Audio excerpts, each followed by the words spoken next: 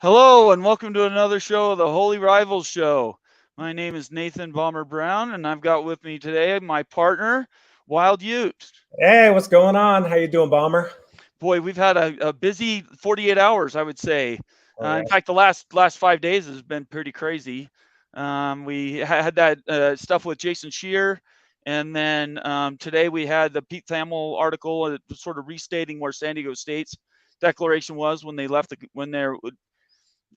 didn't leave the Mountain West. You could debate on whether they did or didn't do that with their documentation, but it's been pretty crazy. Before I turn the time over to Wild Ute, who's got some stuff for us today, I just want to ask everybody to subscribe. Please follow us on Twitter and join us in the conversation today during our show. You can leave comments.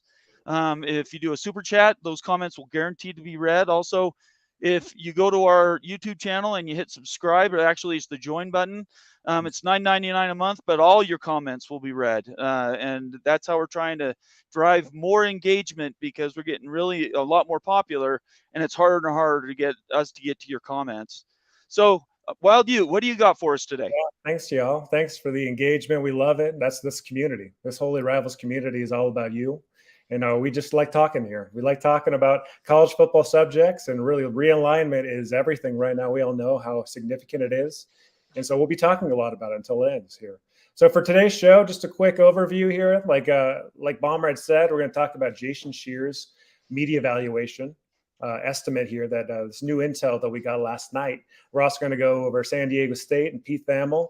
And then if we get to it, we're going to talk about the U of U stance and Mark Harlan's viewpoint and really what he said out there publicly, and that a lot of people have kind of cited, referenced on how Utah views realignment and their stance too. So that's the expectation. As always, we'd love to get your engagement. So if you want to pop in on any subject and to tell us that we're right, we're wrong, it don't matter. We'd love for you to call in. So let's get to it, Bomber. All right, we're gonna go directly to it, and we're not gonna waste any time. So last night, this is my post from an article I got from the 247 site for Arizona, University of Arizona, which is JasonScheer.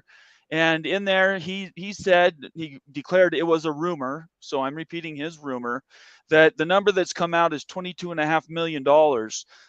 And that there wasn't any amount of information given on the exposure level with that. But I have seen, again, rumors where people have said it's anywhere from 70% to 50%, depending on what the linear is to digital. And 70 cent was the high number. That was a mostly Apple TV number. The 50% was when you have the CW and Ion, etc., going for 50-50 with their online versus linear numbers. So what do you think about that, Ute? Yeah, I think that's a little low, Bomber. $22.5 million. Come on, let's talk about this. Really, almost $10 million short where the Big 12 is. Right. What are we talking here for the Big 10? Like, this is a third, maybe less than a third. Aren't they getting 75, 80? So we're talking about low dollars, guys. Concerning stuff. Very concerning here. A little lower than what we were thinking, too, and a couple shows ago when we were thinking in the 25 to $26 million range. So I don't know. I don't like this, honestly, as a Pac fan. From a Utah perspective, it's very concerning, and I hope the numbers are higher at the end of the day. At the end, and I think with the information that as it's coming out, this is the one thing that the Pac-12 has just done the worst part at. Maybe not as bad as SDSU has done in the last few days on their declarations, but the Pac-12 hasn't controlled the narrative. Either it's been mass leaks through 2 or 3 Pac-12 dedicated sources, or it's been this sort of drib and drab and rumor. And I understand keeping tight lip during negotiations, but you also have to control the narrative, and that's where I think the Pac-12 has probably done the worst damage to itself as we can imagine. The narrative. This is bad. This is not controlling the narrative, Bomber here. I mean, we're talking. It seems like every day we're always talking about low dollars and like the low 20s for the Pac-12, and like these are really quality schools we're talking about. We're talking Oregon, Washington, Utah. We're still in the conference here, and we're talking about these $22.5 million figures. And so, yeah, the narrative hasn't been controlled. It's gone haywire. Hopefully, because if this is fact again, this is majorly concerning. And speaking of facts and also of dorky math, I love math. I love getting into the facts and everything. And I really is hoping that I could clear some stuff up too on how significant this is. Why don't you go ahead and do that? Show your screen and we'll get that up here. All right, I'm going to share my screen, y'all, and we're going to go through a little bit here. So We're get ready.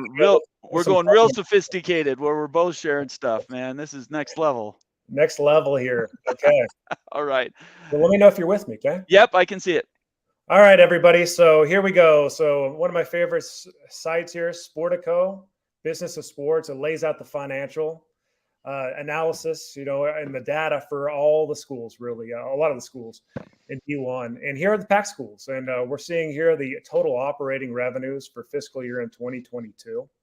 But really what's significant here and what I wanted to jump into is the four corner schools and the media rights distributions that each one of them got in 2022. So this is real. This isn't fake. This is real stuff here. Let's jump into it. Let's look at Arizona here, okay? So University of Arizona in 2022 in media rights revenue, bomber, $30.8 million. Right. We're talking about $22.5 million here for the Scheer tweet, right? Exactly. You guys, this is a pay cut, a big pay cut. And Schultz said it was supposed to stay level, right? He said they Right. weren't supposed to go down at all. These media right figures, and they seem to there's a little ebb and flow amongst the four corners. I want to show all four of them here just for illustration here. We're going to Can you make it a little bit bigger? Can you zoom in on your screen just a little bit, I just want to make sure everybody can see because I can see him, but I want to make sure everybody else can. Let's see if I can get the zoom here. Just hit that control key and mouse forward. Yeah, one sec. You know what? Right. Sorry, Bomber. That's okay. I won't do it. That's fine. Go ahead. I'm hoping folks can see this, but we're at Arizona State here. We're going to look at the media rights. Arizona State, $27.8 million in media rights. Again, is that more than 22.5? Yeah, that's in 2022. That's historically. Let's go to the University of Utah next here and see what they recorded here. Now, do these Sportico numbers, do they include private institutions like BYU? They do not. Okay, that's what I thought. So the Utes last year in media rights, $27.8 million. I think that we can all see the point. We can look at Colorado too, but the point is based on the facts here. And just so everyone knows, this does include a few $1 million in Pac-12 network money in this media rights. So it's a little bit inflated. Really, maybe the true distribution is probably around 25 million for the Pac-12 for like the Utes. But this is real data. This is actually facts. We're not talking about just speculation here. And so going back to my concern, if we're talking about $22.5 million, if that's the real figure, forget exposure, Bomber. How in the heck are we going to pay our coaches? Right. How are the PAC schools going to pay our coaches? Like, we've got current payrolls and salaries, which need to be competitive. And it's concerning, really concerning. I don't see how you can make these numbers work. 22.5 is just not going to get it done. It's not. Well, and you have additional costs now that are going into recruiting because fighting for players now has never been more important. And with NIL and the transfer portal, your numbers, I don't know what BYU's number is, but if they're not increasing it and getting it closer to $1 million a year, they're going to be losing people. We already know that they have lost some players just because they didn't even give them the time of day, which as a BYU fan, that really pisses me off. So those numbers need to be as high as possible so that you guys have a fund to do your recruiting. We absolutely need to, we need to pay coaches top dollar. I mean, imagine how much the Big Ten's going to be paying coaches, and already does. How can you stay competitive if you don't have the money to stay competitive? Okay. And so this is really point one is 22.5 ain't going to work. It's not flat money. We're talking about a decrease in media distributions. I don't know how to make it work. Forget about exposure, just dollars wise, that ain't going to work in my mind. Okay. So I'll stop sharing here. That's okay. Jump back over here. So yeah, what are your thoughts though? What are your thoughts? Well, first let's ask the all our commenters and people watching the show.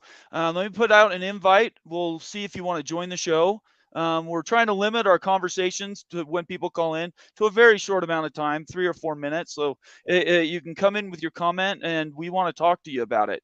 But just going back to some of the comments that we've had just come through on chat, Cougar Tracks here says a big mistake the Pac made was GK telling, George Kliavkov telling the teams $50 million each at the very beginning last August. What did you think when you heard that number? I think that was the number that was stuck into everyone's head when USC and UCLA were around. And I think that maybe that could have happened at that time, but it just wasn't a reality. And it was just a number probably that was stuck. And so I think that was an error communicating that big time. Like, we're talking about less than half that now. Like, and so that was a drop right there. Saying things that aren't, like, over promising, under delivering will kill your strategic planning. It will absolutely destroy your messaging, and it'll breed distrust in your organization. So everybody else in the world saw those numbers, and they kind of cringed, and they're like, what are you even talking about? And now we're a year down the road on this, and everybody knows now that those numbers were nowhere close. They might have been perceived value, but they weren't real value. We've got Robert France is going to join us for just a little bit. Hey, Robert. Sometimes his internet's a little slow. Hey, well, Robert's pulling up. Shout out for everybody in the house. Hey, Immaculate. Welcome to the house. You're James. Hey. Yeah, absolutely. Steven and Jeff Fuller. There he is. How you doing, Robert? Hey. So I'm doing all right. How about you guys? Good. What are you thinking tonight?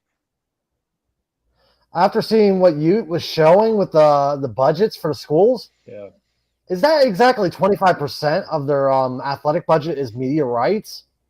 Yeah, so we can go. It shows a significant amount is coming from media rights. Yeah, I mean, like we can go, if it's 25%, they're literally screwed. It's screaming that they're going to be screwed if they lose any amount of money on the media rights deal. It's like, Robert, that's very concerning. Yeah. Pay coaches, like, how can you even pay your current staff? Like, unless you get more support from the university. Right? Yeah. I don't know, honestly. University boosters or something like that, and that's not going to really help either. Yeah. Because the boosters and the rest can only do so far before it shoots yourself in the foot. Oh yeah, absolutely. What do you think? Is this a deal that the Pac-12 can take, Robert? Is this a deal that they can take?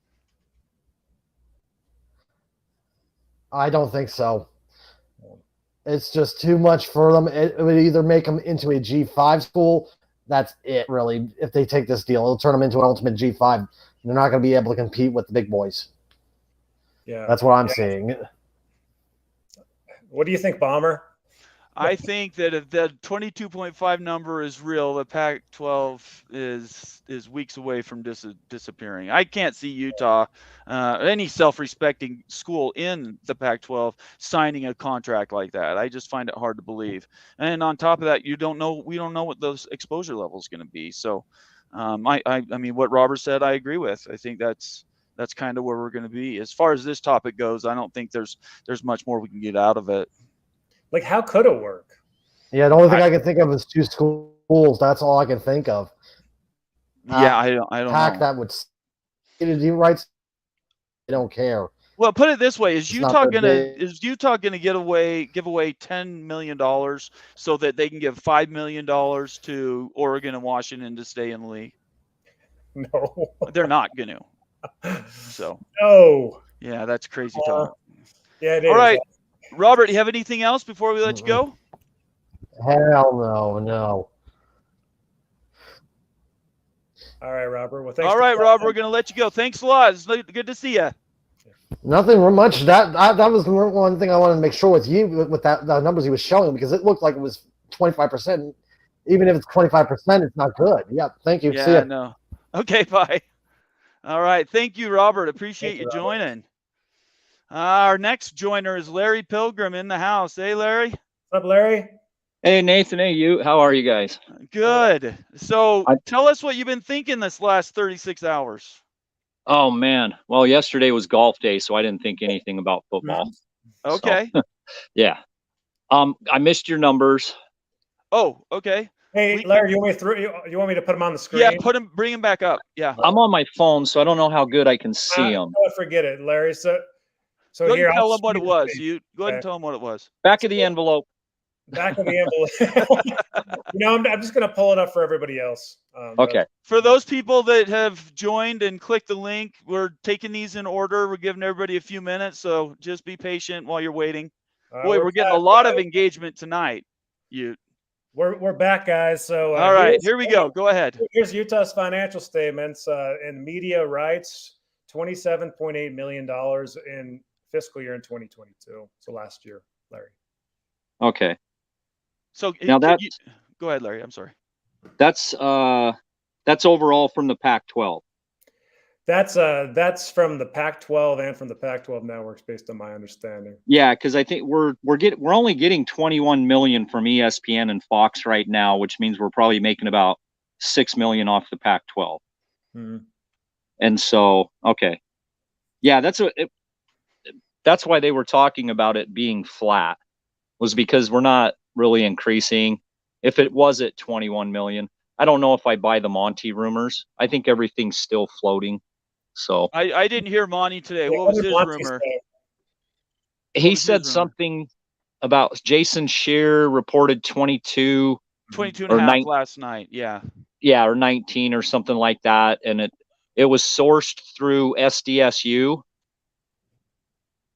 Because I was like, I don't know if I trust that, and they said it was the information came from an SDSU administrator. Oh, okay. And so if that's true, that means the odds are you're going to get everybody to sign a grant of rights, because if those numbers have been leaked to SDSU, that means the other 10 members are on board, because those numbers would have never made it to SDSU if they weren't agreed upon by the 10 members. So the JasonScheer rumor, he put on his 247 site. So I don't know about this Monty number or the sourcing through SDSU. I've never that you're bringing that to us tonight. That's the first time I've heard that. But if JasonScheer has got 22.5 in his head, do you believe that 22.5 all the Pac-12 schools will sign that? That's what they're already getting right now. And here's the other thing: if you bring in SMU, so if they're going to get 21 million per team, and they've agreed to that to the 12 teams, and you pay half shares to SDSU and SMU, which is what a lot of Power 5 teams do, to make up a few million dollars more. Right. At 10 teams that, say it was 20 million, they get half a share. That's an additional $2 million per team, which would be a pay raise actually of $3 million. Okay. Wait, what they're already getting. I'm trying to follow your numbers here. So they're back of the envelope. Sorry. Hey, Larry, hey, I'll give you some grace, man. Just say those again a little bit, so I'm with you. So if the numbers, if they're going to get 22 million per team, okay, at 12 teams, 2 of those teams are getting a half a share. So SDSU and SMU would get 10 million, and the other 10 million per team would go to the conference, if that makes sense. I'm not sure what BYU's got worked out with the Big 12. When do you guys become full share members? 26. So it's 2 years. Right. So next year it's a wash, but the year after that, I think the Big 12 will make money off of BYU. Yes, absolutely. Yeah. That's true. Yeah. So they're going to make, they're actually going to make they're going to make $70 million. The Big 12 will, from the 1 year. Yeah. The existing 8 teams will get a crazy number. Because the 4 teams that are coming in this year are going to be at a half share for 2 years. Right. But they're paid, but the media partners paid them for a full share. Right. So you take 4 schools by whatever that difference is, and you're talking an additional 20 million per team. Yeah, they're going to do well on top of the money they got from Oklahoma and Texas when they left. So the way I kind of gather at Wild Ute is, the Pac-12, if they bring in those 2 members, they give them half shares, they're going to be about $6 to $7 million in conference payouts from the Big 12. So, Larry, are you saying that based on the lower payouts to SDSU and SMU, that all the other members are going to get more money? Is that what's happening? So, But- I was thinking about your math here. Okay. What are you saying? Can I ask you a question though? I'm not sure about that because they're not gonna come in at a P5 level valuation. Doesn't matter how much you take from them. They're gonna come in at like 14 or 15 million dollars. The ESPN or whoever their partner is not going to pay them the same amount that they would pay UW. Yeah, I don't know. They've done that. I mean, things are so different now, but they usually, when a P5 came in, the conference was paid a full share for the team. That's right. That's how it used to be. I don't know if. But these are G5s now that we're talking about. When Utah came in, I believe that the conference was getting paid a full share for Utah. That they were, but the problem is that when they signed that contract at that time, it was a renegotiation, so they were starting a new contract deal. At this point, this is not a renegotiation. This is a generation of a negotiation. Right. So I don't know those numbers. I mean, I'm trusting you, and I know Wild Utes on top of the numbers. I'm just want to make sure that we're keeping an even playing field, and we're saying that what they're coming in as. I find it hard to believe that they're going to come in at the same valuation that Utah or University of Washington has. No way. Yeah, they're not the same valuation. Yeah, they're like the Washington State chancellor president said. Right. It's basically flat. Right. Which is pretty much what they've already been getting. Okay. And I kind of see that. Is it going to be enough to move? I don't know. Okay. The other thing too is the Pac-12, we only average 1% of our budget that goes to athletics, where I think the Big 12, they average 11% of their total incomes goes to their athletics. Right. So they take it serious. Yeah, it's a lot different. It is a different environment for sure. Larry, if we gave half shares to SDSU and SMU, okay? So if the Pac-12 did that, really, if you break out the math, that would only equate to about $2 to $2.5 million more per school. Which would get you to the 22.5 then. So 22.5 plus 2.5. No, the 19 something plus 2 get you 22.5. Right. The number that's coming from SDSU is 19.5, and the number that came from JasonScheer is 22.5. That roughly equates to the 2 schools coming in, and they're given an additional $3 million. The existing 8 schools or 10 schools, 10 schools, right? 10 schools, 10 schools will get that additional $2.5 million bump. Right. So plus you also get with the additional $2.5 million bump. That it's $22.5 million. With everything. That's everything. Oh my gosh! All right. Okay, but also you have to consider. Which, man, if the Pac-12 could get back in good with DirecTV, that could help them immensely. I agree. But you also, through Pac-12 carrier fees, it's only through Comcast. It'll get you a little bit.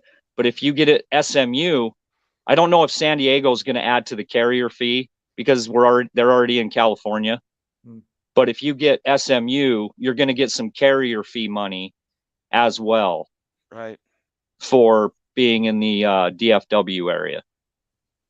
Yeah, so, I mean, it'll definitely help. I just don't think, SMU and SDSU are talking about themselves like they are worth the same as in Arizona and Colorado, and they're not. There is no way those schools in media value, they are much different, maybe 25 or 30% less than what you're going to get for Colorado or Arizona. So people who have been talking about this idea that you plug and play, you lose CU and you lose UA, you're going to plug in SDSU and you're going to plug in SMU at the same value, that is insanity. That's not how this works. No way. You don't bring them in at the exact same cost. And if they're going to steal from them, steal from the poor to give to the rich, that's only going to last so long too. So anyway, they don't add up. They don't equal. Like, you can't. How do you replace USC? You're going to have to grab Texas and Alabama. You can't replace those. Why anybody would even bring that up is just ridiculous. I 100% agree with you. I think that's right. Phil, did you have anything else before we let Larry go? Thanks for joining, by the way, Larry. Really appreciate it. Definitely. Yeah, guys, keep up the good work. Oh, thank you. We really appreciate you joining. You always bring a lot of content, and I know you really loves hearing you talk. I So. love talking to Larry Pilgrim. All right, Larry. Keep it loose, and we'll talk to you soon. Okay. All right. All right. Thank you. All right. Just before we bring on Immaculate, who's been patiently waiting, we've also got Jeff Fuller and Kaufman are also holding. I want to remind everybody to subscribe, follow us on Twitter. If you want your comment to be read, make it a super chat or join the channel, and all your chats will be read. We're getting so much fan service now that it's hard for us to track and pull these comments out of the blue. So I just want you to know that we do care about those, but the only way I'm going to get to know which ones are really the most important is if they're in those other two things. All right, let's bring in Immaculate here, who's been very patient. Hey, thanks, Immaculate. Hey guys, can you hear me well enough? We can. You sound great. Hey, Immaculate, I got to say before you jump in, I've always loved your logo. Just kudos on that logo. Okay? That is cool. Yeah. Appreciate it. It looks a little bit better when it's this large and you can actually see what it is. Right. No, I think it's really cool. Absolutely. So what's on your mind tonight? Well, first and foremost, to you guys from Utah, I got to say, I've never understood why there's so much pushback from the Utah fan base for joining the Big 12. I get the academics part, and that matters more than sports.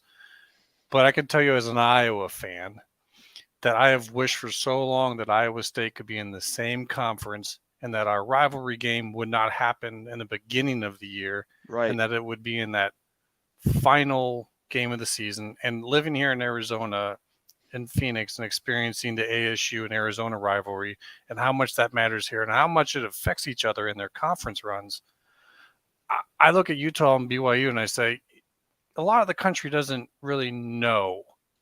But if you guys were in the Big 12 together and you had this game at the end of the season when everyone's paying attention and knowing the competitive nature of both of those teams and programs, I just think that would be awesome for everyone involved. As much as you might hate the other side, you want that game in the same conference. So I'm really hoping for Utah to get into the Big 12 eventually because, quite frankly, I don't think BYU will ever get to the pack, no matter what numbers they get. And no, I agree with you, and that's why we started this channel, so that Ute and I could sort of bring the fan bases together, and we're stronger together. You know, these are still relatively small schools in a state that doesn't have a lot of people, but if we combine our message together, I really think I agree with you. I think the Holy War, if that was on that Thanksgiving weekend, just like Iowa State, Arizona State, those rivalries are so important. And those last 2 weeks in November would be amazing football games. Yeah, it just means so much more when it's in conference. And as much as Iowa and Iowa State fans, as a small state, in-state rivalry, it's not the same when it happens that early in the season, and it doesn't have a whole lot of consequence to the way you are in your conference. Right. I don't know if maybe you guys, because it's so much kind of hatred there between the schools and some of the fan base, but I think that even the people who actually hate the other side would appreciate being in the same conference. No, we do appreciate it. Yeah, don't misunderstand. I know you're a little far away and you're separated from it in Arizona, but the fan bases do appreciate it.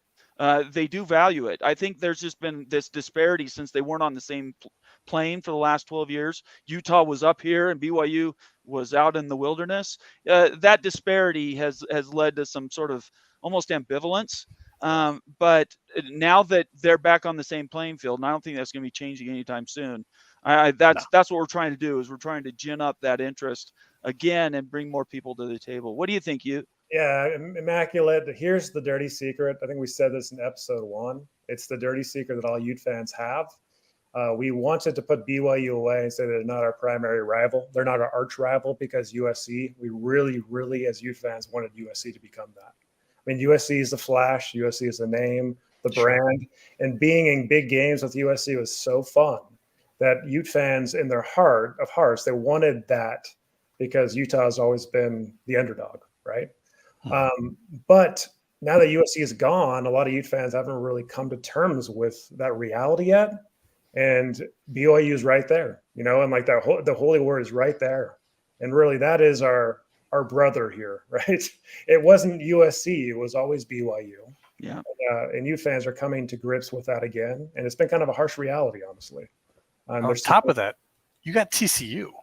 Right. Exactly. Like and that Baylor. doesn't get talked about enough. Like well, that too, but like TCU and Utah was the rivalry outside of, the main conferences that pretty much everyone kind of knew about to some degree, because you were always looking at those schools to break the BCS. Right. That's true. And within the conference, you'd watch Utah and TCU to see who'd win it. So now for them, how funny would it be is if Utah gets into the Big 12 and TCU is still running strong, and Utah and TCU end up playing for the Big 12 championship, which could lead into the playoffs. I just think for you guys, it'd be coming from so far that I get the academic side, but just as a story-wise, I'm really hoping Utah makes it to the Big 12. And as an Arizona State guy here, kind of following them, I hope they go with that, but we'll see what happens there. Immaculate. I've got to ask you about this $22.5 million rumor. What do you think about that? Do you think,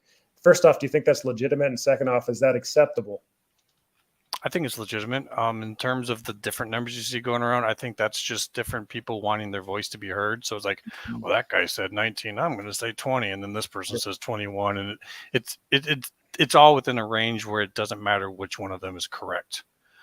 In terms of could it be? Yeah. Especially since I've seen the idea of CW and Apple mixing it up. Right. I think that's feasible because CW, I guess, on most cable providers is listed right down there with the main networks. So for me, a guy who just clicks through channels and grabs like 3 or 4 games, and I put that on my last button, so I'm just flipping through the games as I'm watching, I could easily find your games on CW. It's not that big of a problem. It just doesn't get you near the amount of respect, and the coverage. They're not going to have the talk shows. They're not going to have right. So it's not as good, but it's feasible. The Apple gives you money, but it does not give you great coverage. CW and Apple trying to figure out between each other how to do it. I think it's just as likely that they butt heads than they work together, because this is not something they're used to doing. So I think it's feasible, but I don't think it saves the pack. And so then I have to take it into the big picture, which is who's looking at the pack right now for expansion. I don't think the Big Ten is. I think they're looking east. I think the Big 12 can whenever they want because they have that pro rata, any P5. So they could just add whenever. Yep. But now, so you got this problem of, okay, what are UW and Oregon saying inside the pack? Are they saying, we're not sure what's going on and when it's going to be? We might have 3 to 5 years. Yeah. Well, now you're looking, if you're the other schools, you're saying, well, if we're going to get a 3 to 5 year deal with this and then go to the Big 12, maybe we want to do that because we still kind of want to be with these schools. We don't just want to jump into this. One of the things I point out to people is Colorado got burned when they moved to the pack. This isn't a burn on the pack, but they thought Texas was going to the pack. They thought the whole conference was breaking up. Yeah. They jumped ahead of the gun. They jumped ahead of everyone, and they got burned. The rug was pulled out from underneath them, and they were the only ones to move to the pack. So asking them to take it on faith and to be the first one to go again when maybe Oregon and Washington stay for another 5 years, maybe Stanford stays for another 5 years,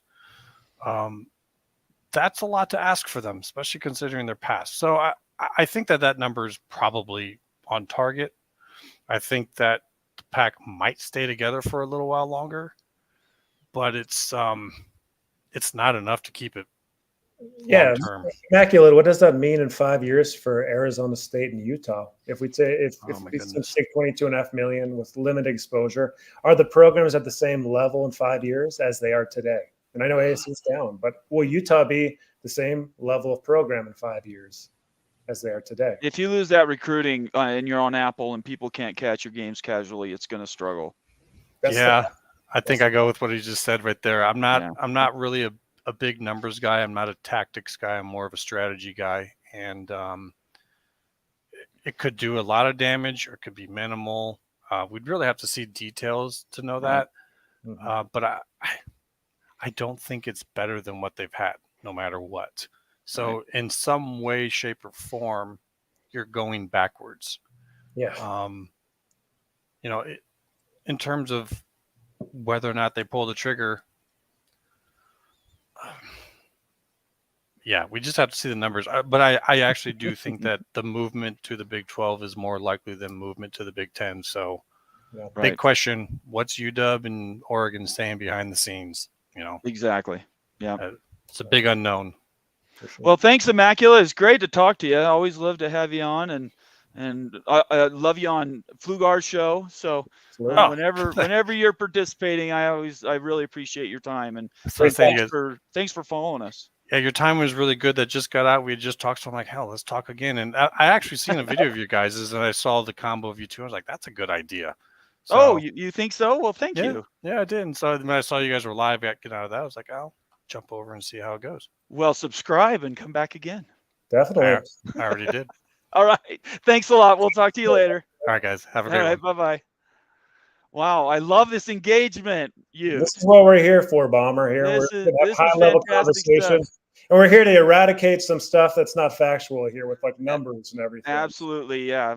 Yes, absolutely. So I just wanted to call out Larry Pilgrim, gave us a $2 super chat. Thank you, Larry. Thanks, As always, thanks for joining the show. And I'm still looking for an email from you. And then Cougar Tracks gave us a super sticker for $2. Thank you so much, Cougar Tracks. Really appreciate you being a follower, and your engagement really helps our show keep going, and I want to make sure we appreciate that. Let's see here. Let's bring up Kaufman was next, and then our last that's connected so far is Jeff Fuller. So Kaufman, what do you got for us today? Well, not much. The deal about Ion, I've heard the guy in charge twice in live interviews say that they're not dealing with the pack at all. You're talking about Ion's guy in charge? Yeah, Ion, Script Sports, Ion, they are not. He says we are not dealing with them. Okay. I've heard him twice now say that. All right. So the whole thing about Ion, I keep seeing people bring that up. I was like, I've seen the guy say that twice in live interviews. So that's complete BS. So let's talk about this number that everybody's been talking about. And now that I've heard it all in context, I think that's exactly what it is. Monty was responding to a 19.5 that he heard from a leak from San Diego State. And then JasonScheer mentioned 22.5, which is roughly $3 million more, which would account for taking the money from the schools, SDSU and SMU, and back feeding them to the rest of the Pac-12. And that makes sense now for the 22.5, because I was hearing that and I'm like, everything I've been hearing for the past 6 months has been right around 19 million, so 19 to 20 million, right in that time frame. Well, if what Larry Pilgrim said is correct, then that explains the 22.5 that JasonScheer had heard. Yeah. So, but in the same token, I've also heard, and I can't remember who he was talking to, or I can't remember which president it was. It was somebody in the Pac-12 said that they could not sustain anything under 25 million. That was the president of Arizona, and was Arizona that who it was? Both said that, yeah. Okay, yeah, I can't 50-50, and it needed to be 25 million. Okay, that's what I thought. And the thing with the CW is the CW, from what I've heard, they're only willing to do local broadcasting. Broadcast rights, that's right. So, and the problem is I think Arizona and Washington does not have a CW that is owned by CW. That's right. They have affiliates. That's right. They have affiliates. So the problem with the CW, if you bring them in, Arizona and people in Washington would not possibly be able to watch their games because it's not a CW owned deal. So that brings the exposure down, and the exposure is going to really start hurting the Pac-12 here very shortly. I agree.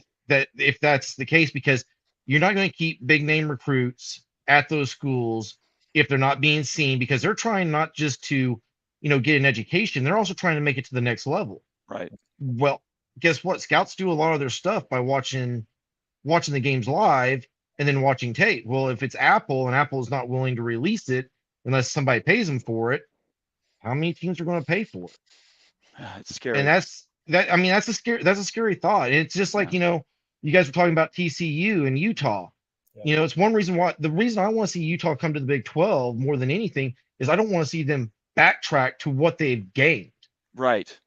I think that's going to hurt. The exposure is going to hurt Utah more than anything. Because like I was telling you last time I was on, was able to come on. I don't want to see that. I mean, Utah's known as the bracket buster. for a reason. And, if they get less exposure, they lose, recruits and they go backwards. Well, how do they end up getting into a power conference when they're already in one and have a chance to go to another one? Yeah. And not only that, going to the other conference will also help them build a national brand, because then they're going to be playing in time zones where people are still up on the East Coast. I think the last year has allowed Utah fans, and you answered this right after I say this. I think the last year has given Utah fans the chance to go through the 5 phases of grief, or 7, whatever it is. Now we're basically at acceptance level, I think, because everybody knows now the Big Ten's not going to be taking them anytime soon. Doesn't mean they won't, but that's probably not happening, and they just need to make a decision whether they need to stick with the horse that's maybe kind of struggling, may die, or you go somewhere else where they can immediately make an impact and be very high profile. What do you think of that? Yeah, I agree with that completely. I do have a question for Kaufman. Yep. So who's your school, Kaufman? Who do you root for? Well, I live in the state of Kansas, and I root for all 3 Kansas schools. Okay. So, but I'm mainly a KU because I'm more of a basketball fan, so I'm more of a KU, but the thing of it is, K-State has a great history in basketball. So does WSU, let me say this right, Wichita State University, not Washington WSU. State. Yeah, not Washington State, Wichita State. Yeah. So, but I also root for, like all the Big 12 teams. I root for those. There's even teams in the Pac-12 I've rooted for. I mean, I remember back in the day when you had the Big 12 Pac-12 Hardwood Challenge. Yeah. And it's kind of sad to see where Stanford has fallen. They used to have a great men's basketball program year in and year out. They did. Hey, Kaufman, I've got one more question for you, okay? Yeah. Be honest about this, okay? When you think of a power conference team playing football, big-time football, on Ion or the CW, what are your first thoughts? I'll never see it. And the reason being is because we don't, like CW, ours is an affiliate. So we wouldn't see it even if say CW put it on all their national brands. I wouldn't see it because our CW is an affiliate, and the affiliate chooses what's on that programming. And that's what the problem is. And that's what a lot of people I don't think think about when they think of CW. I hadn't thought about that. When I think of Ion and CW, guys, in Utah here, we've got a soda pop named Shasta Soda. Okay, Shasta Soda. Oh, we have that here. Yeah, Shasta's like, not quite Coke, but Shasta, right? So when I think of CW and Ion, I'm thinking that we're playing on Shasta, right? Right. That's how I see it, guys. Like that's not a big time. That's not where big time football's played. No, it isn't. No. Not at all. All right, Kaufman. Well, thanks for joining us, man. Yeah, not a problem. Good really seeing you, Wild Juke, for the first time. Yeah, good to see you again, Mafia. You bet. We'll see you soon. You guys keep up the good work. All right, we'll try it. Thank you very much. Okay, bye-bye. All right, now we're gonna get this is Utes' favorite fan because he gets to dance numbers back and forth with him. So I'm gonna bring on Jeff Fuller, who's been on hiatus for the last week and a half. So welcome, Jeff. What's up, y'all? Good to see you. Good to see you too. So what do you want to say tonight? So I did want to question. I think when you were talking with Larry Pilgrim, who I think is a solid dude. He's a little bit too much of a Ute homer for my taste, but I think I'm too much of a BYU homer. I was just going to say he's as much a Ute as you're a BYU. Exactly. So. Yeah, that's why I can respect him. And absolutely. I think you mentioned, Bomber, in that those 2 years that BYU and the other 3 schools coming in would get half shares. Right. And then when the new media contract kicks in, that's when we get full shares. Right. And actually, I believe there's not really a pro rata that the conference is getting for, us coming in to start with. So I'm pretty sure most of that money, the rest of the conference is going to have to eat that and pay us that half shares out of their shares or out of the $100 million that's coming from Texas and Oklahoma. So you can't double count it, is what you're saying. Yeah. Okay. So all right. Yeah, I had that wrong then. So yeah. So it's not. I'm fairly sure that's what I've heard is that the schools will be getting half shares the first 2 years, and then when the new media contract kicks in, everyone gets the equal share. I thought when they came in, they were priced at that higher value, but you're saying now that they're coming in at basically the half share value, which is it totally makes sense. I know in the past we had somebody mention that, like a West Virginia guy said, "Oh yeah, we paid to have you guys join the league," and I was like, "What are you talking about?" And it was something to the effect of when they did the join, they had to make up the difference because they weren't P5 schools. They had to make up the difference back to the carriers. The linear carriers. So that would make sense what you're saying now that I think about it. The first 2 years is about 15, 16 million. Is that right? Yes. It's I think exactly. Yeah. What do you have questions for Jeff? I know you have a bunch of data you probably want to run by him. Jeff and I could talk all day long. I know, right? Start out here. So Jeff, did you see any of the figures that I put up for the media rights earlier?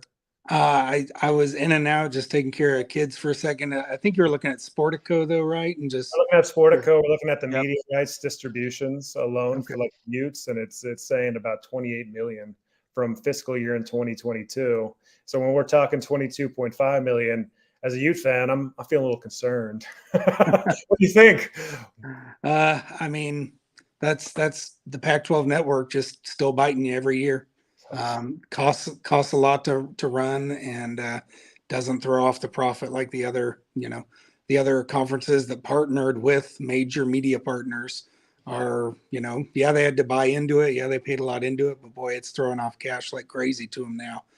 Big Ten especially, but even SEC's kicking in good. ACC's doing, I think, better than expected and paying out a little quicker than expected now. Both the latter two there, partnered with ESPN, and I think everyone's got sort of equity in these networks now, in these conferences. Right. And the Pac-12 schools have equity in the Pac-12 network, but it's like having equity in a mobile home that's 20 years old, so to say. It's not that may be not the best analogy, not the kindest, but it just doesn't have the value that they thought it would have, unfortunately.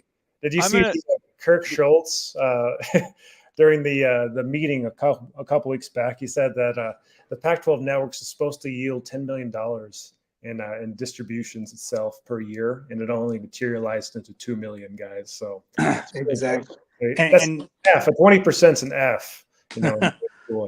I know, and you remember the Steve Berkowitz? I think he's the one who writes for USA Today, and he always does like the numbers, like the conference payouts, and he looks at all the Sportico and all these numbers that get reported by all the public schools, and you look at the percent allocated for all the different conferences, and all the G5s.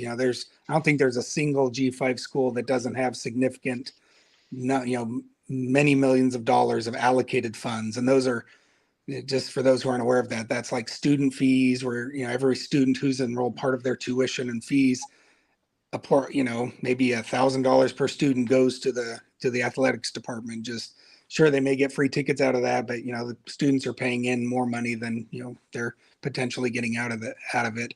And then there's the institution, they kick in money out of their slush funds, or the state, the state legislatures, governments may say, we've got to send this money. And UCF, UConn, I think, is one of the highest. I think they had $55 million allocated to their athletic department, and their total revenue was only like 68 or maybe 70, maybe a little off with that, but the vast majority of their funds were from allocated funds. But jumping back, the Pac-12 has the highest of any P5 conference in percent allocated, total dollars allocated. And I think it's because all these departments ran their budgets, they forecasted their budgets based on those figures of, hey, right, we're going to get 10 million from the Pac-12 network each year. And, they, I don't think they got hardly anything up until now. And it's only, $2 or $3 million a year the last couple of years. So it's that Enron accounting. Exactly. Right? You're banking your entire budget on projected numbers, not real numbers. And who was it Ernst and Winnie that went under, the accounting firm? Anderson went under. Anderson, that's what it was. And a 100-year-old accounting brand died because they fell in love with this accounting version where you're banking on future additions and not what you've currently got coming into the bank. Oh, It's yeah. just, it makes no sense. Yep. Here, really quick, Jeff. Sure. We had this news story today, this afternoon, where we got a little more clarity on San Diego State and what they did or didn't do in their letter to the Mountain West on Friday. It's now come to light that the letter that they originally sent, the Mountain West accepted that as their notice to leave the conference. And then, and they also at that time said, not only are you on the clock, but we're not going to give you an extra month to pay for that fee.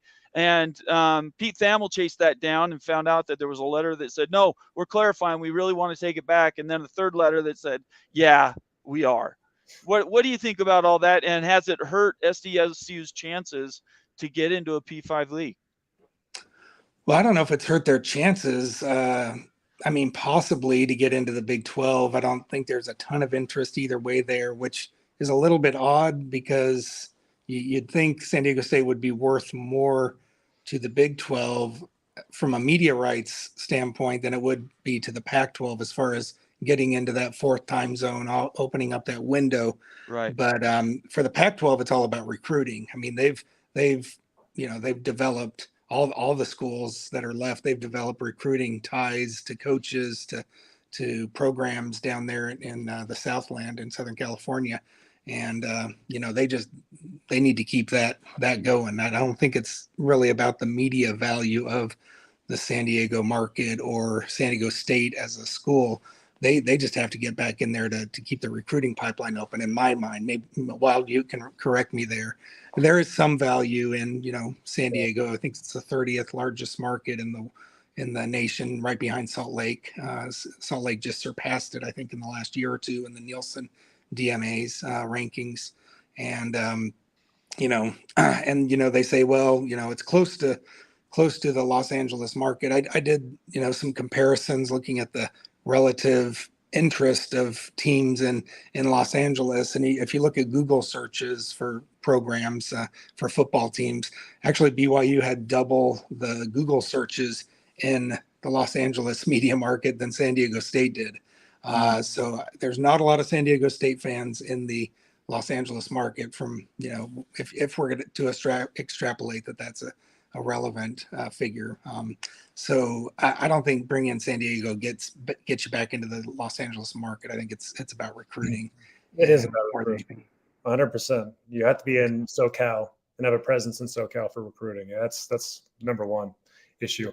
Guys, this topic right here, this one for me, I'm hoping to squash this topic forever right now. Okay, let me show you guys something. Okay, so this topic, but was it a good decision for San Diego State to give notice basically and tell the Mountain West that we need a 1 month extension? We're going to do whatever it takes to get out of this conference. There's been a lot of chatter back and forth. I think it's I call it a big boy, big balls move. And Bauman and I have had some disagreement on this, but I just want to show you guys something that I think if you follow the numbers, it tells you really everything you want. Okay, I'm going to share my screen again, Bauman. Yeah, go ahead. I couldn't disagree with you more.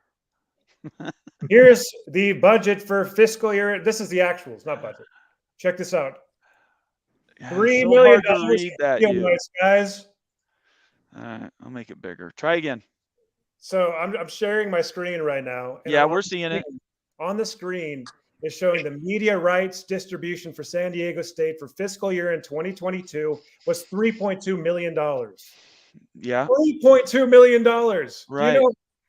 That's so insignificant. Do whatever it takes to get out of that conference. But they have no invite. You're talking about something like there's going to be an invite. You can't guarantee there's an invite. Go try the AAC or anywhere. Well, okay, but let's talk about that. That was an idea that I brought up last weekend. The idea here was look how this is killing your program. $3 million. Nobody disagrees with you. I think the only thing people disagree with is they don't have an invite to go anywhere else. I think and not only that, they just lost any bargaining power they have. They threw their. They're like, okay, we're out of this conference, but we don't have an invite yet. Yeah. If they're lost in the wilderness, what bargaining power do they have with either conference, Big 12 or the Pac-12? They just got to take whatever's offered. If they're offered a 25% share for 2 years and then increasing 10% every year, are they going to say no? No, we're going to go to the Big 12, or we're going to go to the AAC. I mean, that's just the reality of what non P5 programs make, and it's sort of, it's almost an embarrassment of riches, the media money that P5 programs get. Not only do you get more media money, you get a higher share of the playoff money per school, and it's part of it's justified just because that's where the eyeballs are, and that's where the donors are, and that's where the big programs are. But that's just the reality. So I agree that, yeah, you want to escape that, but boy, I think they blew it with coming out like that. It looks bold, I guess, but they didn't come about it at a bold way. I mean, they're sort of begging to get these fees slashed and to negotiate this or that, and they lost bargaining power with the Mountain West and with a potential new partner by doing this, in my opinion. Maybe I'm missing something, but I don't think they can afford to stay in the Mountain West, given what I just showed. Well, they've been there forever. They're surviving. Immaculate has joined us. Immaculate, what you got the energy to click on the link again, and you have your opinion. Tell us what you're thinking. I was thinking these guys dare to go into realignment talk after I'm gone. Oh, I had to call back in on that one. You guys want the crazy give it theory? to us. All right, Absolutely. Here's the crazy one. Mountain West American Athletic Conference merger in the future. Yes, that's what I'm selling too. Yeah. And it's in a weird way, this can kind of help bring it about. Yeah. If the AAC comes in and is like, oh, we're gonna help save the day. We're gonna merge with you guys, bring you in. And then it gives them, like, everything about realignment right now is consolidation.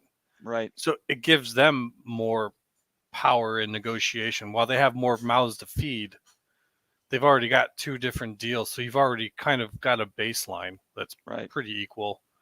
By coming together, you really can't do worse. You can only do better, if that makes sense. How many schools are in the Mountain West now? I don't have numbers. Does anybody know? Look. It's 12, 12? Right? I think it's 6 and 6. Oh, okay, so they're 12, and then how much is AAC? They're 14 or something, aren't they? 12 or 14. Ask the chat. Maybe. Yes, I don't know. Yeah, tell us in chat if you guys know the AAC membership numbers. The point is, you're going to be over 20 schools. Yeah. So you'd basically have to cut the country down in half, split it that way, and then maybe come together for a championship at the end of every year. Well, that's for if travel you believe, and for everything else. If you're going to try and stick with the 2-division paradigm, but if all the consolidation happens, the autonomy group can actually vote for their own new divisional rules. So if they want to create 4 divisions or 5 divisions or whatever they want to do, but if you got to have consolidation of votes in order to make it happen, because when they got the power in 2015, the ACC, the Big 12, and the PAC saw that it was going to benefit the Big 10 and the SEC more to put in these rules, so they didn't vote these rules once they got the power. And that's a whole crazy story on its own, because they basically lied to the entire NCAA about the $2,000 athlete stipend. Oh, and then once they got okay, well, we need to have this, so we need to separate and have our own autonomy. And so the NCAA gave them that, and then after they got that, they never passed the stipend. So it was pretty much a big lie from the beginning. And once they got the power, they never voted for what they wanted to. So there was division there. And that's kind of what's pushing realignment right now, is the networks want something really bad. What that is, we're guessing. But you can see by their deal with the Big 12 that they want it bad. So they're realigning to get those votes. And to bring it back to the subject, what the Mountain West and the AAC can do is kind of be at the forefront, to be part of the conversation for, call it crazy, but when the big tournament actually gets smaller and they move games into conference tournaments, which is what they can do, the positions this combined conference to push for a spot in that national tournament, because it's going to be like conference champions only, so that they can get a spot in that guarantee, because you're going to have the Big 10, the SEC, the Big 12 for sure. Then if the AAC or if that combined, that's a strong enough say to have a 4th position, and then you're like the permanent Cinderella team. Yeah, they would be. It would basically they would be the one dominant G5 in total league. That's what you're saying. Yeah, I mean, if we're looking, long term though, if there's gonna be 3 big conferences or 4, if the ACC holds together, if the pack dissolves or something happens there, Right. there's 6 spots right now guaranteed to the 6 highest ranked conference champions. So by consolidating into one conference, are they therefore, if we're looking at 24 or 26 teams try in one conference, only one of those teams gets to go in the playoff automatically, assuming they should be in the top 6 at that point. But again, and if you look at who the AAC just added, we're looking at not the strongest brands, and with the Mountain West, if San Diego State leaves and SMU leaves the AAC, are they backfilling with weaker brands? It's they just continue to get weaker. It reminds me of the old WAC, the old 16-team WAC, exactly, which did not turn out a lot of Texas. Well, there was a lot of politicking though, Jeff. Yeah. There was a lot of politicking that killed that WAC, that Super League. We got a comment here from Greg Flugar, who's joined our show. Thank you, Greg. we love Greg, and I love having him.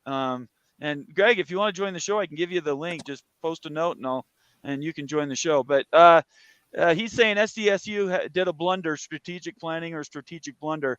I think I'm agreeing with both of those, actually. I don't know. I'm more confused than ever on what SDSU is doing. And he's saying they went all in. They went all in. Everything's on the table.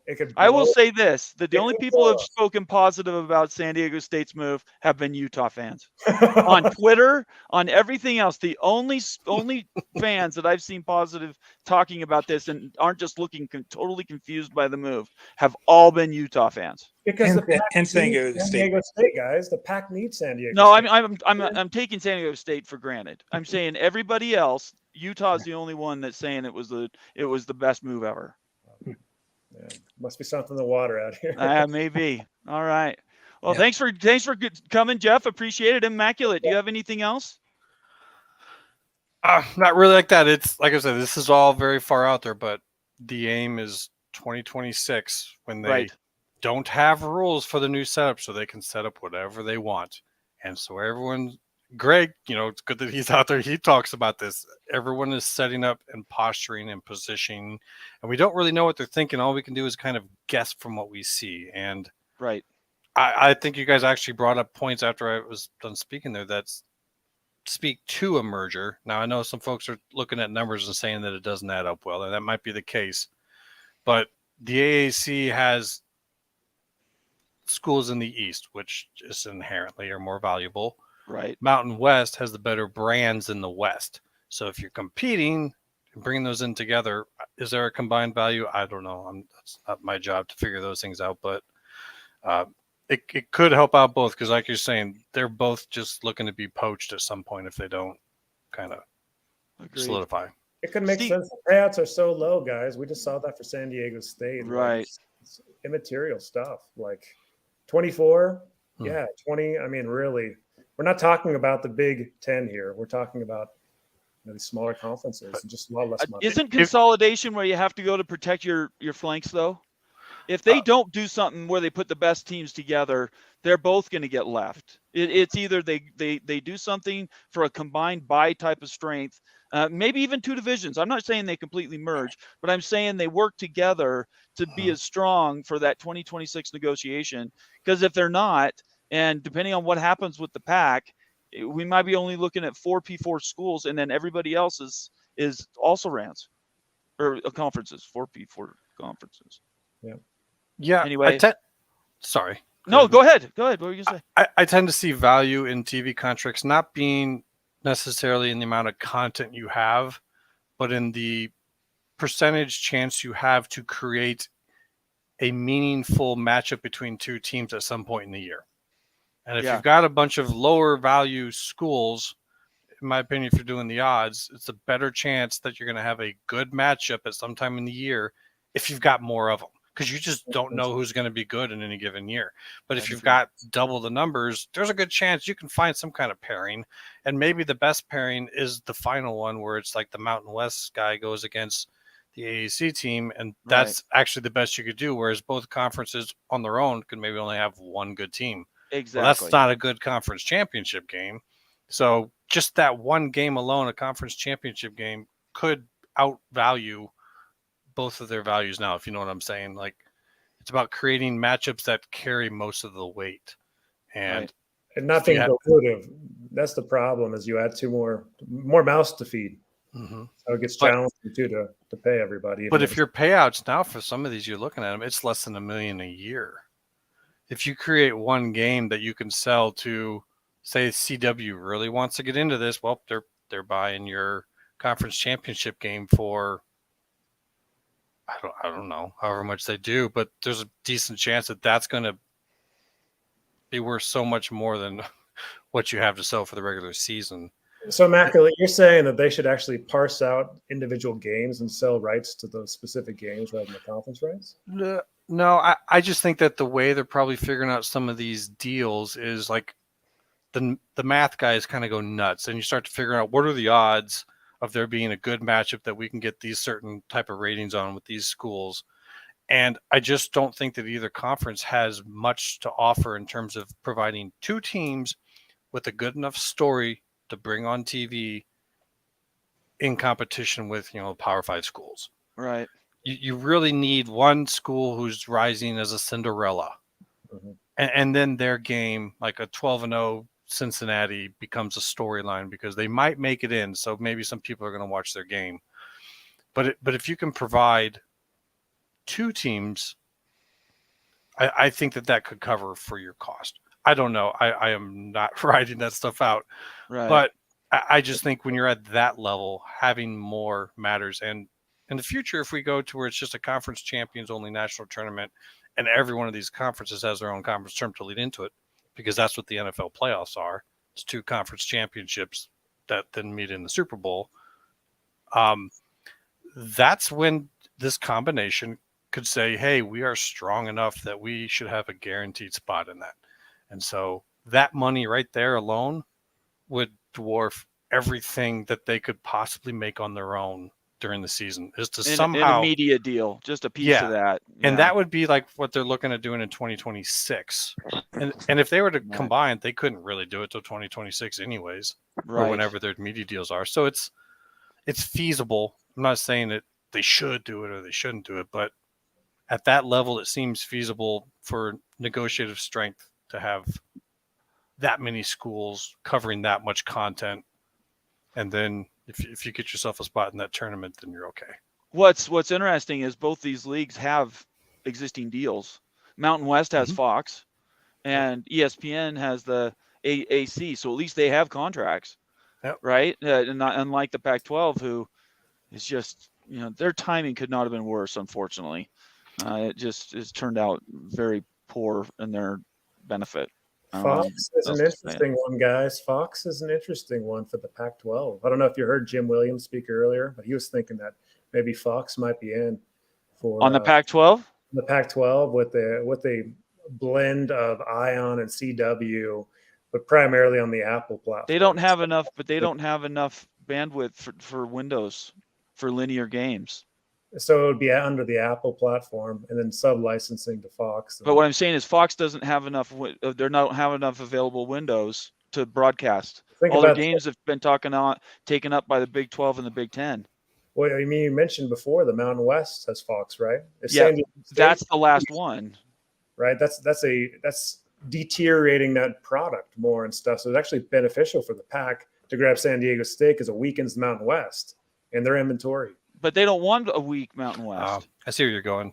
They want a strong Mountain West. No, the Pac-12 doesn't care about the Mountain West. I'm talking about Fox. Well, yeah, Fox wants a strong Mountain West. They don't want to be feeding the Pac-12. Exactly, but San Diego State just threw down saying that we're not going to be a part of this conference anymore. And that's fine. But I think that's silly, though. But I'm saying that the Pac-12, that's a benefit to the Pac-12. I think what he's trying to say is that with San Diego State, maybe that Fox money will switch over and they'll start to be more interested in the Pac rather than just by San Diego State moving. Yeah, I'm not saying it's true, but no. Hey, I'll have to talk to Jim because that doesn't make any. Just Jim one didn't go that G5 school far on it, moving. okay? Jim did not go that far on. That Look, was a G5 school does not have enough pull to change an entire planning program and for a media deal. No, it'd be like if it was enough for Fox to renegotiate the Mountain West deal and they were to like cut out of it and get out of it and then hand that money to the Pac. It would be like a very small membership, like what he's saying. Yeah, and I'm not saying I'm buying it. I just think that the that's Mountain what West you're saying. package right now is weakened. If San Diego well, State, it depends what they do with it. If they walk away from San Diego State, it's quite possible they could be stronger. You're talking about the Mountain West would be stronger if they don't. Yeah, if they do something with the AAC, I think they are more valuable. Yeah, I'm not talking about the AC at all. I'm talking about just Mountain West Conference. Well, hey, you can't. It's not in a vacuum. These moves don't happen. They knew San Diego State was going to leave. Do you think Mountain West is just waiting to get picked apart? Or are they going to be proactive and try to do things to be stronger? It hurts Mountain West if San Diego State leaves and joins the Pac, and it strengthens the Pac, and it weakens Fox's position with the Mountain West contract, but and thus makes it so maybe they'd sign on with the Pac because the Pac's brand and qualities better. Okay, Yeah, anything's possible. I don't think San Diego State strengthens the Pac. I think relative media value drops with them and with SMU. It's maybe strength in numbers and in inventory is maybe the only strength they add is that they are a school and they add more games to a media contract. But I don't think adding that brand and that market increases the media value in the long run or the short run. I don't know if I want to change the topic a little bit here, but something Wild you said earlier, and maybe Immaculate could chime in on this if he caught this, but he said that, you and so many Utah fans were just, trying to grasp onto that USC rivalry. And I think that maybe encapsulates sort of what a lot of people, I know BYU fans have felt this for a while, and maybe some of the nation is seeing this, is sort of the you've heard of the term, the sort of new money, the Nova Riche, right. where Utah is riding high right now, two recent Pac-12 championships. And, I know Greg Swaim has bashed on Utah. A lot of the Utah fans on Twitter are not like Wild Ute and have sort of given Utah a little bit of a bad name.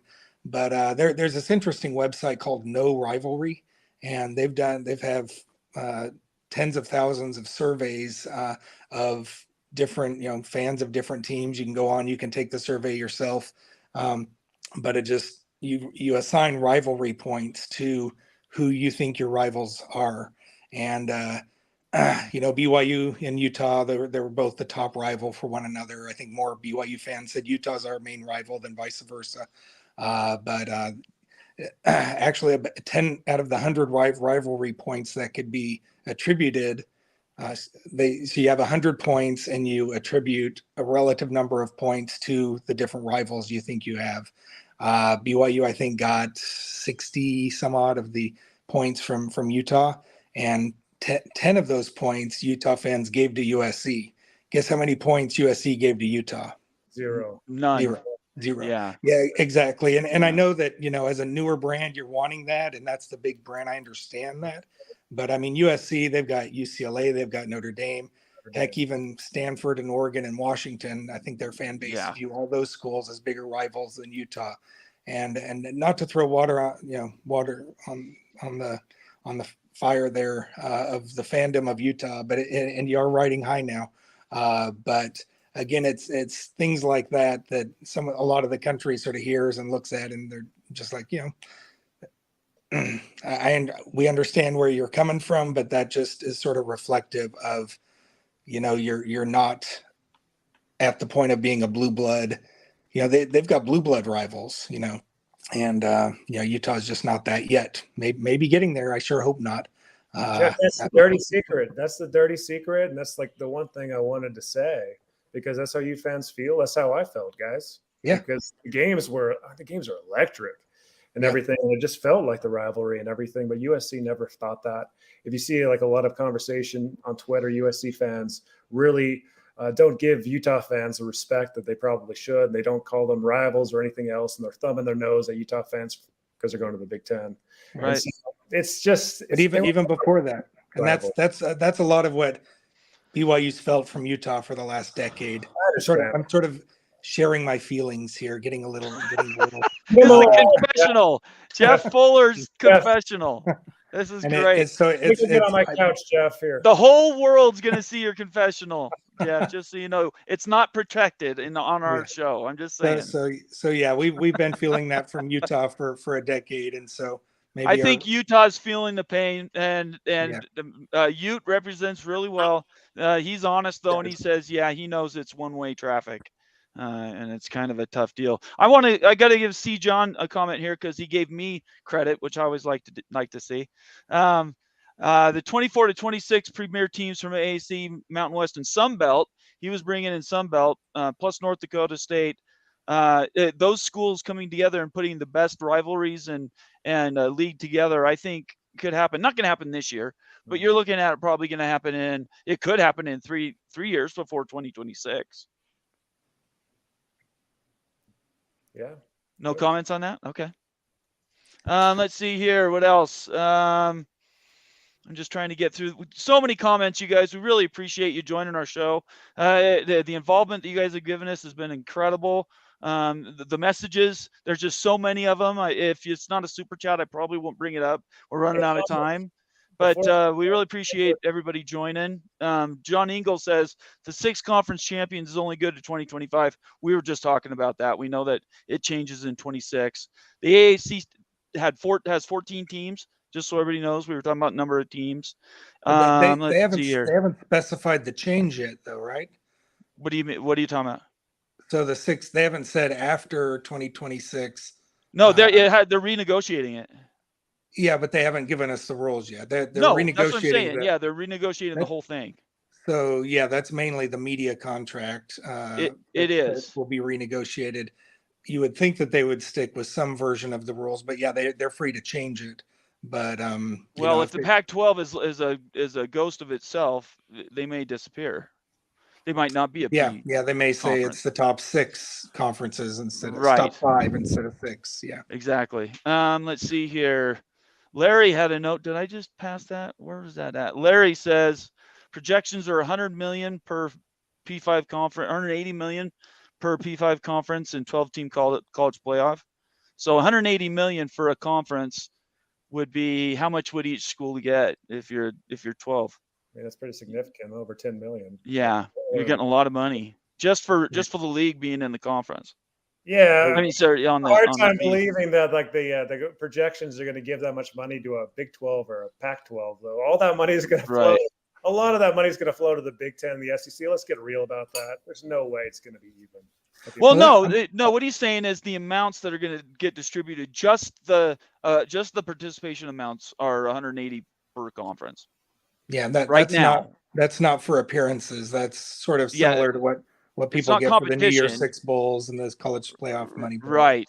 I just don't see that happening in the future, guys. I think that the SEC and the Big 10, they're going to be such strong brands. They're not going to allow that to happen. I don't think so. Like I said, they're fighting. Those two conferences cannot tell the rest of the world what to do.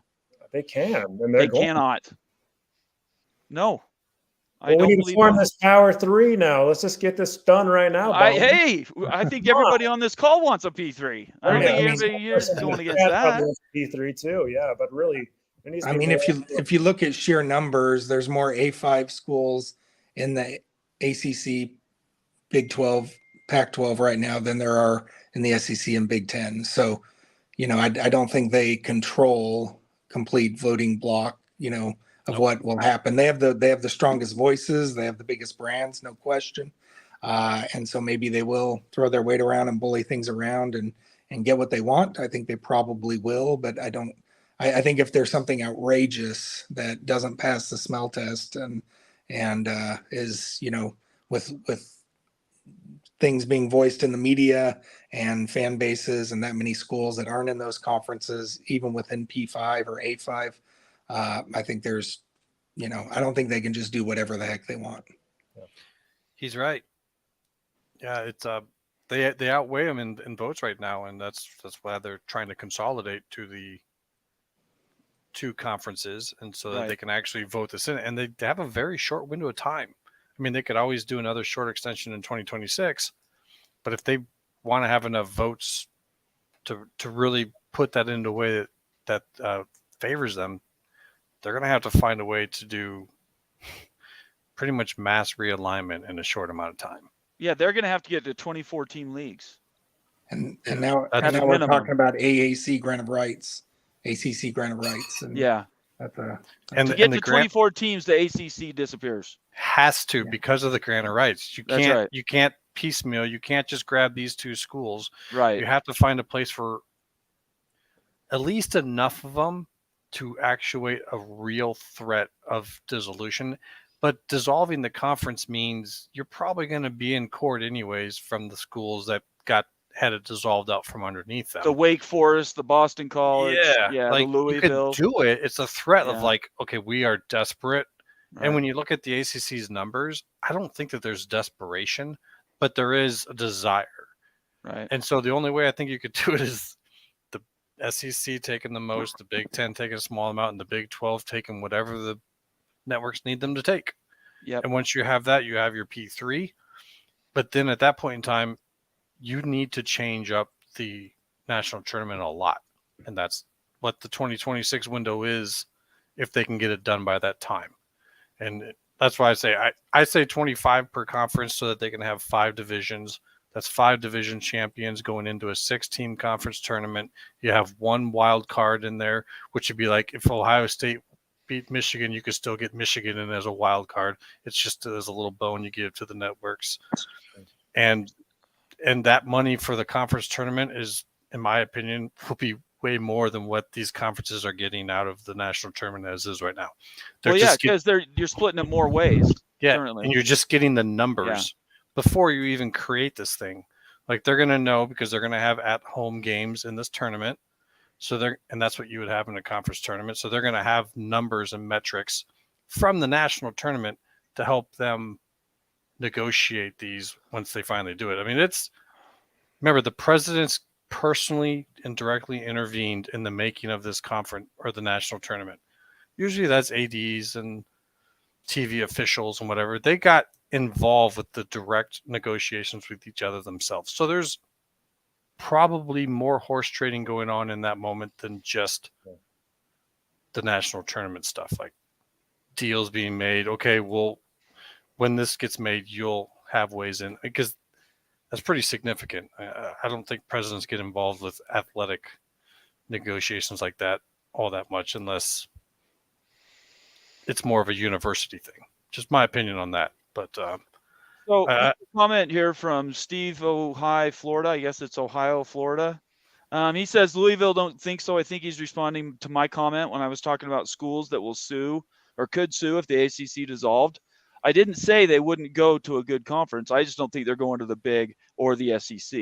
I think they'll go to the Big 12 is where Louisville would land. Wake Forest and Boston College, right now, as of today, they don't have any landing spots. Mm-hmm. They're worth the exact same amount in the Big 12 as any other P5. So, you're talking about on the pro rata. On the pro rata fee. That's They're right. worth just as much. You could invite Boston College, and it's the same as inviting Arizona State. But that's just for 6 years. That's such a short-sighted view. Wake Forest has the lowest fan engagement and the lowest attendance of any P5 school in the nation. Wake Forest, but they have a Power 5 vote. That's true. They do. They do. Yeah. And that means so much money going forward if they can consolidate this enough to get that vote done. Yeah, but I mean, you could invite in anyone. I mean, if San Diego State is invited in, they don't have a P5 vote. I mean, you can make that, but clearly the networks have said we will pay you more to invite someone that has a P5 vote. Yes. So is that grandfathered in through perpetuity that Wake Forest will always have a seat at the table? Probably not. That's through 26, I think. I think it's 24 and 25. Okay. Everything is getting redone by 26. Yeah. Right, but by then, if we do have a P3, that Big 12 conference or whatever they end up calling it, they're going to be making more than they're making now. Oh, sure. Yeah. That's with all that addition, because they're going to take advantage of everything the Big Ten and SEC create. That's how it works. Anything the autonomy Power 5 rules make, every conference in Division I can then institute it if they want to. They don't have to, but if they want to, they can institute it. So all these other conferences, if they're going to want to look like they're slightly relevant, they're going to want to at least fashion themselves to look like the Big Two. You know, if you're talking a 25 team, 5 divisions, your own conference tournament, especially for those smaller ones, because that conference tournament is where you're possibly going to get in, because during the conference tournament, there's less content. You don't have the regular season content anymore. You have less content. So that's when those conferences can really sell something. Yeah. Because there's not as much content on TV. So I think that 25 number is extremely high, Immaculate. You said 24. I did, but that was the 24 was actually when we were talking about how much power they have. If they were at 24, that would give them 48 versus the rest of Division I, which is 133 schools, right? So you'd have the larger majority are going to be on the outside looking in if those two just said it's us and nobody else. And I'm saying that that would never happen. There has to be somebody that is suiting the work for the schools that are deserving, but simply can't fit into these other school conferences because they're not going to expand forever. So there has to be a landing place for the schools that are currently P5. That's exactly what my 25 for the Big Ten, 25 for the SEC, 25 for the Big 12. That's every school in the P5. Yeah, plus, what is that? 75? Plus the Big 12 is going to pull up some others from down below. That's part of also a reason why Mountain West and AAC should really align, or someone like that should align, is they're still going to lose some schools after the Power 5 vote happens. Of course. Once they've had the vote, now the P5 vote doesn't quite matter as much. Networks got what they want. They're not no need to incentivize anymore. So now that's when you can start to grab G5 schools, and that's when the Big 12 is just like you're going to grab. Hey, Immaculate, I got to jump in here. Sorry, I'm trying to follow. There's a lot of stuff, a lot of details going on here, and I'm just trying to follow along with it, honestly, and maybe some other than chat are like me. So you're talking about right here for college football playoff expansion, right? And like the votes that need to go into that. That's what you're speaking of, because I guess I've lost you a little bit, Summer. Can you back this up? Is what I just was saying with Greg. The number one subject that people need to immerse themselves in to understand the future of realignment, in my opinion, just my opinion, is the Power 5 vote and what it means, how it came to be, what they can do with it. So are you familiar with the actual autonomy Power 5 vote and what it is? We can get into that. That's probably for a different. Yeah, we should probably do that on a different show. That's a whole subject. We're already at an hour and a half, actually. We've gone a lot longer than we thought. But yeah, that's what I'm short term. Yes, it's consolidation. The way it's happening right now, I've been following realignment for a long time, and it's always been super slow. Like if you hear one thing within months, you'd be like, "Holy cow, what a day!" Now it's every day. Look at all the shows. I mean, it is super condensed. And the only real reason for that is because it's being pushed by money for a reason. Why? That's for us to figure out. This is my theory on it, is that it's for consolidation to do with the Power 5 vote, what they haven't done since 2015. They've had it for going on almost a full decade, and they have not done anything of note with it. Even the NIL was done by the Supreme Court. They have not used it. So if they went to that big lie in order to get it, and then you do nothing with it, you've got a plan. You're just trying to enact it. So I think that the consolidation realignment is all about that, because it's what the networks want. And I think Big Ute likes that high number of 25. I think a lot of people have looked at Utah's chances of getting in the Big Ten, and it probably wouldn't materialize unless the Big Ten got to 25 to 28 schools. I mean, things may change if Utah makes a playoff appearance or builds a stronger brand over the next few years. But right now, that's sort of where they're sitting. Utah's got a shot at 20. No, be the last team. I do think so, guys. I do. It's the ACC schools. Pete Thamel said, he said. Last I saw, the ACC was still intact, guys. They're not Pete Thamel said UNC and Virginia are the next prize that the SEC and the Big Ten are fighting over. And if Virginia's in there, you've still got Miami, you've got Florida State, you got Clemson. There's just too many schools in play in the East. And then Oregon and Washington and Stanford. Right, and even Cal. Yep. And that's how it worked right there with those three teams, and Utah added in. That would be the four. That's what I'm saying. You're liking those Utah, Stanford, 26. Oregon, and Washington. Okay, it's ASU. ASU is taking your spot. Yeah, well, that's right. Here's the thing you got to remember: bigger market, because of the bigger enrollment. ASU is taking Utah's spot on that count that you just did. Yes. You got to look at divisions. Hey, they got bigger enrollment. Their market's twice as big. Yeah, look at the numbers. The demographic. They've got AAU status. They're getting a med school. Everything about ASU is more. They can't even sell out their stadium. No, that's not the point, though. They're the sleeping giant. Yeah, it doesn't matter if they are even good. About ASU. They don't even have to be competitive. They added Rutgers and Maryland. Yeah, it's not about competition. Big markets and big enrollments. It's about engagement and brands, guys. And the brand for ASU is bigger than Utah. SEC is about engagement and brand. No, number one business. Okay, we're gonna have to agree to disagree, guys. I appreciate everybody participating. Ute, I'll give you the last word. You say what you want on the way out. Let's continue the conversation. A lot of good details, a lot of numbers. Thank you so much for everyone that called in. Jeff, Immaculate, everybody else. Awesome show. Really fun. Stick it to Twitter. Follow me at the Wild Ute, and let's keep the conversation going. All right, everybody have a great night. Thanks for participating. I got a show tomorrow night with somebody from BYU TV, and I think it will be really fun. Jerem Jordan's going to be with me. And so if you know BYU Sports Nation or you just want to follow anything that has to do with BYU Athletics, tomorrow night is the night. And obviously everybody else is invited. That'll be at 9:00 Eastern. And hope to see you there. Thanks, Bomber. Peace. Take care, Boomer. Peace out.